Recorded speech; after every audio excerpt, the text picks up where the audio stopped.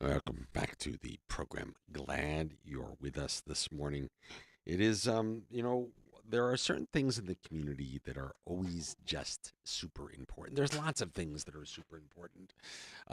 But, taking care of our kids, reading, education, our schools, our libraries are always things that are super important, and we often take them for granted. We're going to talk a little bit about some of the big projects that are going on to help make us a little more resilient after. I don't say the name of that storm, I just call it it. After it came here and visited. And from the NRPB, the National Recovery Program Bureau, Genora Joseph, welcome to the program. Nice if I turn the microphone on. There we go. Good morning. Welcome to Yes, the good program. morning. Good morning. Thank you for having me. I'm glad to be here. Cool. Thank you. Thank you for coming. And of course, from the Ministry of Education, Culture, Youth, and Sport. I always have to make sure I don't screw it up because I always have trouble with that one. I don't know why. Please say hello to Oralie Boirard. Good Welcome. morning. Thank Good. you for having me here, Dr. Suck. My Thank you. name is Oralie Boirard. Nice to Yeah. thank you. Thank you for being here. You and I have service in our heart in common. I know you're a Lion lion, member. a Yes. Rotarian. So I know. we all love to do the good Of things for the course. community. Of course. And so one of the things we have been talking about for quite some time is the recovery of a few of our schools. I Mm-hmm. know certainly the Sister Marie The Lawrence Lawrence School. School. The Lawrence School is near and dear to my heart with Rotary, but also our the rebuilding of our library Yes. is also something that is such a crucial part of The Yes, the community. community. the Yes, fabric of the who we fabric are. of community. Yes. And so, and I know that we have a resiliency learning project, fostering resilient learning project over at the NRPB, which is part of the broader work of the trust fund, if Yes. you will. Hmm. Tell us a little bit about the project. Okay. So the Fostering Resilient Learning Project, I'm the project manager, Mhm. and this project is about rebuilding inclusive schools that were destroyed after it. I would take your lead and not It. it. Yes. It. So rebuilding inclusive schools that were destroyed, and so that the children, as you said, it's important to have access to education in a comfortable setting. So the two schools under the Foster and Resilient Learning Project are the Sister Mary Lawrence School and the Charles Leopold Bell School in Colby. Now, the Charles Leopold Bell School is important because it is supposed to be an education care center. And what that means is that that school will cater specifically for children with behavioral challenges. Hmm. So it will offer a setting that is restorative, curative for children who are experiencing challenges with their behavior in the mainstream school setting. So it will be a pull-out program school, and the children will be educated temporarily at the Charles Leopold Bell School, where they will get access to care services under the Education Care Center program, counseling services. So this is a school that we are certainly looking forward to constructing, as well as the rollout of the Education Care program, which is going to be implemented at this school. Well, the thing that I think is so important as we go there is our young people. Some people learn differently Exactly. than others, and it is often necessary that we rethink how we teach and how we teach those that learn differently than others, because those that learn differently than others are not necessarily not smart. They Exactly. just learn differently. They It just takes learn that. differently. Yeah. We're all unique, Yeah. and we're all unique and we come from different life experiences. So in education, we have to as well cater for that. Children have different experiences at the home, different experiences with their peers.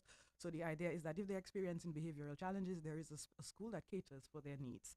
And so that's what the Charles Leopold Bell School will be about. And the I mean the it's tough because it's been it was in 2017, Yes. and here we are in 2025, right? Mm-hmm. And I think when you look out amongst the community, um, there's frustration, right? That it's taken us this long to start to rebuild, rebuild better, bigger, better, and stronger. Um, where, from your vantage, I know some of the demolition has The begun. demolition has started, yes. What has the reaction been in the neighborhoods? Oh, people are excited to see that things are moving in the Finally. construction department. So, Yeah. what the thing I say about projects that are implemented, especially where the World Bank is one of the implementation partners, as is the case with the trust fund, there is always a long gestation period for these projects because you have to prepare. So there are various frameworks that guide the environmental and social management. There are procurement plans that have to be developed. So there is a gestation period which allows for the development stage of the project, which is the case with the Foster and Resilient Learning Project. And then from that stage, you proceed into the implementation stage, which is where we at. And now we can see that in the communities, we are seeing demolition started on the St. Martin Library, as well as on the Sister Mary Lawrence School, and we will see. I'm driving out there. Oh, later. yes, I'm driving yes. out there later. Go I'm ahead. dying to go. And Yeah, you that will one is so near and dear to my Yes. heart. I'm gonna go later. Yes, I, yes. I passed by the library on the side of the Walter Nisbet Road. Yeah. You can see it from there. It looks really good that it's coming down It's coming finally. down. You could see But I have to progress. go and drive by the Yes. Marida Yeah. ones as well. Wow, these are just these are institutions that are just part of our communities, and Course. schools, especially when they're in a neighborhood, right? Right. Be, right. become the focal part of that neighborhood. They mean something to those yes. communities. I just know it from and it's not just the St. Martin thing. It's true all over the world. I It know is, that yeah. where I grew up, the schools were It's a the- hub. It's a yeah. hub for the community. Yeah. and things you know? happen around the school. Exactly. Yes. And so I'm quite excited to learn all about this as we move. So as we kind of reflect back on where we've been and where we are now, finally to the demolition part of the process. I mean, what have we learned? I mean, have we taken away some lessons on how we can do things better in the future? Oh yes, certainly. I mean, with project implementation, there are always lessons to learn. So you learn lessons about the practicality of basically how you go about with procurement, how you engage with the local market. So all of these, the time, what are realistic time frames for you to get a contractor in, for you to mobilize, the potential risk factors that really affect the process of actually going from a project preparation stage to actually having work on the ground. So all of these are things that you learn, you experience, and you improve as you go along. And I would think, these three projects are a little unique insofar as if you're just starting a new project where you're building a new school or a new library, Right. that's one thing. But the fact that you have to do demolition Yeah. before you start to build, that makes things different types of expertise, safety precautions, things that just make it even more complex. Exactly. So And the demolition works community Yeah. has to be involved as well. as well. That is Have to have important. those stakeholders meeting to make sure that they're aware of what's happening. You just can't go and just start pushing down. Mm. And the neighbors, Yeah. that's very important. They need to be comfortable as well. The noise factor, the dust factor, yeah. all of those Traffic things. Yeah. delays and all of Yeah. those Yeah. things you need to You have take inform those people things in place. about what to expect. Yeah. And So- even with the designs of the new schools, so that also involves stakeholder engagement because we want to ensure that the community is satisfied with the end result. Yeah. So they have to they have to tell us what exactly they see. They would look at the like. design and they have to give us their input. So we had quite a bit of stakeholder engagement, That's good, though. consultations, and we went through several iterations of the design to make sure that we got it right. I think that's all all important. When we think about the buildings are the buildings, right? Mm-hmm. It's how we use the buildings. That is correct. And the Foster Resilience Learning Project is focusing on that as well. Yes. So it's not going to be just about rebuilding and here's your building, but also what are you doing to strengthen the teachers, to strengthen the parents, the community self, the library. People would have to be trained. Not that they don't know what they're doing, but we have moved on in technology. When I'm speaking about the library now, Yeah, things have changed a lot. Things have changed. We have yes, AI, yes. so- We have AI there so- now. Yeah. So Yes. all of that you had to keep into consideration. And the Foster Resilience Learning Project have soft components as well. Mhm. One of them is the Educational Care Center that will be housed in the Charles Leopold World School. Yeah. We had to get a consultant to develop the curriculum and work out the plan as what such a program will look like. And then training the teachers on how Teachers to and everybody. how to yes. deliver that Of curriculum. course, definitely. Then we have the learning assessment program, which was done for the first time, a national learning assessment. Of course, assessments take place in the schools. Hmm. At the end of group 8, grade 6, there's assessment as well to determine where the child will be placed in the secondary school. But this was a national learning assessment that we did for the first time in 2023. We had the group 3 children who are now in group 5, so grade 1 children who are now in grade 3, right? Mm-hmm. They were the ones who were assessed. And we had the results of that, which we were not very happy with, and no one was happy with. But it was the first time we did something like that. We worked with students who were, we call them COVID children, so Hmm. they didn't go through a regular primary kindergarten, system, and so we had challenges there. Hmm. We got recommendations. We shared that with the school as to how they can go about, you know, adapting their program to ensure that the children did perform better. And then this year in June, we had the group 3 again, not these, the children from 2023, but those children who did the 2023, we assessed them in group 5 this year. And we're waiting on the results from that right now. So that's also one of the projects. And then another project is the inclusive web-based training for the Yes. teachers, Mm-hmm. where we just recently signed a contract with consultants who Hmm. will be developing a web-based training for teachers on how they can do inclusive learning in the classroom. So those are the soft components from the project, and also for the library, we'll have to do Some a little training as training well. with Yes. the staff. The library I board. mean, Yeah. I'm kind of excited to see the library Mm-hmm. when all is done. Trust me, it's Well, Yes. gonna looking well, nice. you know why I'm excited, because you think of library, you just think of rows of Books, books and yeah, stuff. yeah. That's not necessarily, That's not that's it. part of it Mm-hmm. for sure. But there's so much more Of course. about community history and everything else that becomes part of what a library is keeper of. Yes, and it's a cultural It's a cultural environment as environment. well, Yes. and we're Yeah. pushing that as well. There's a room, St. Martin room St. Mm. Martin room in the where library. in the former library will sit up front and you had the book presentations and you Mm. had the drama productions and stuff like that. Well, we took that into consideration, and there's a room for that inside the library as well, where we could continue to do those programs. We have the kiddies room Hmm. where the children can go and pick their books, but also the parents can go and get um, training on how you can read to your children and all of that. You have the rooms for the older children, and then you have those for those in the high school who are studying. They can go in there and do their research and everything as Quiet well. space, is Yes, always Yes. yes, important.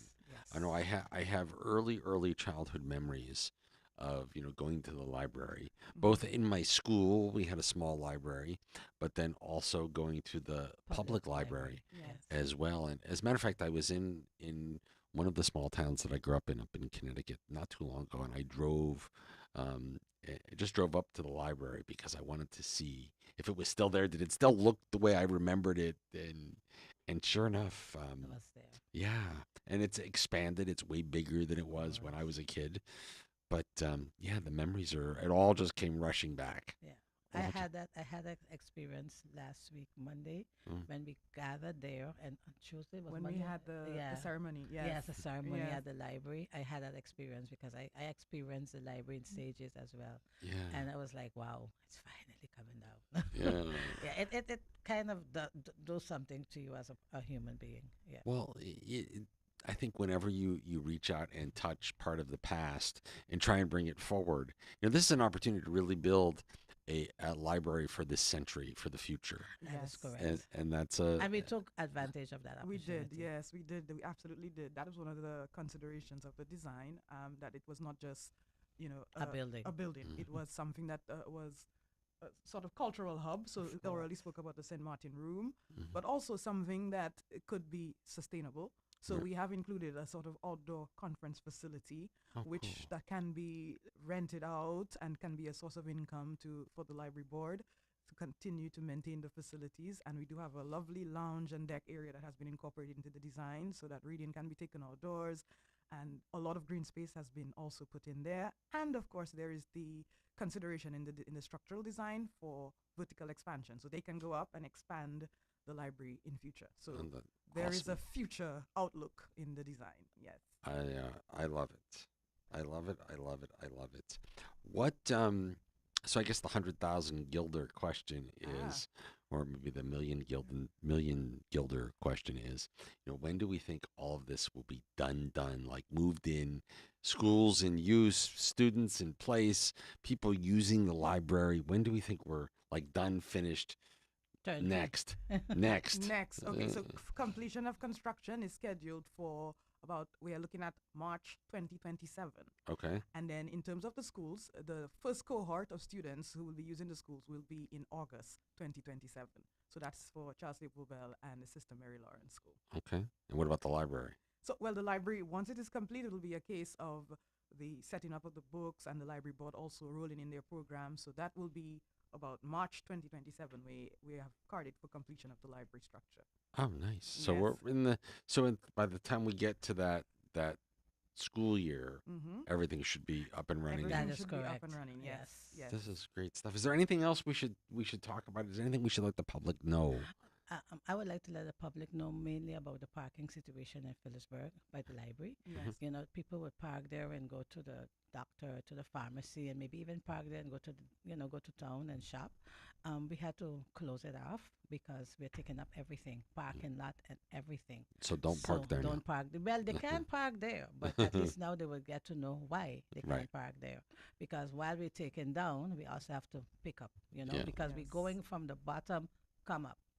So, Yeah. Do it once right. Yes. Right. And for those people that live in Cold Bay, I need to let them know that the historical part of the school will not be pushed down. We're going to reinforce that and change it and, improve the situation, make it more resilient. But we're not pushing that building down. It's what's in the back is what's coming down. So Good. that's important as well. We keep because our history too. oh yes. Yes, So definitely. we recognize the cultural relevance of the building. So there was an assessment done, and we recognize that we need to preserve that building. Right. So it's going to be restored very nicely, preserving the architectural aesthetic, as well as we have some mango trees. That Oh, have- yes. They that are- can go either. Yes, they're not going Uh-huh. either. So they will be protected and preserved in Perfect. the new design. Mhm. Yes. That school is Two very mango close trees. to my heart. I grew up in Colby and I went to that school as Ah. a student, and then I taught at that school as a teacher. Do you miss So, do you miss teaching? sometimes, Mm. but not all times. I have to be very honest. It's funny. I think every educator, Would say says that. says the same thing. Yeah. Says the same thing. My dad was a high school teacher for Okay. in the U.S. for probably close to 35 years, and a high school baseball and football coach for over 50 years. Mhm. So yeah, he would say the same Yeah, thing. yeah, yeah. Especially the situation, these days, technology has moved on, Mhm. education have moved on, and everything. So I'll stick to the grandchildren. Teaching Fair the enough. children, Yes. Fair enough. Fair enough. And well, I want to thank you guys for coming in, and I want to thank the whole NRPB, the National Recovery Program Bureau, for all of their hard work. It has not been easy. I know working with an organization like the World Bank Oh yes. is Yes. bigger than we are, It- Of course. and sometimes it takes a little, what we say, intestinal fortitude, guts, to drive things forward. And with that, we're thrilled with the end result, and may we get there sooner and sooner and sooner. And we look forward to seeing the two new schools, the Sister And Mary the Lawrence library. School and the Charles Leopold Bell School, and our brand new library all coming to life. Yes. Guys, thank you for coming in this morning. Oh, You're thank you for welcome. having us. Thank We you for this conversation. we We're do it always- again. Always happy to talk Yes. about the project. Of We'll do course. it again Yes. when construction When construction starts, I think. Okay, that we would do be- it again. Yeah. Yes. Deal. So we have Yeah. a deal. Yes. So listen, if anything funky happens you want to talk about in the middle, you call me Okay. anytime. All We'd, right. we'd love to have you I come. will take care of that for you. Yes. Perfect. Definitely. Okay. Yeah. Perfect. It is 9:51 as we work our way through the morning together. Let me take a quick commercial break. We'll be right back after these messages. More Fresh Air in the Morning is on the way. We'll talk to Brett from Elvis's Beach Bar over in Anguilla. That's coming up. And Martha from Out and About is on her way in this morning as well.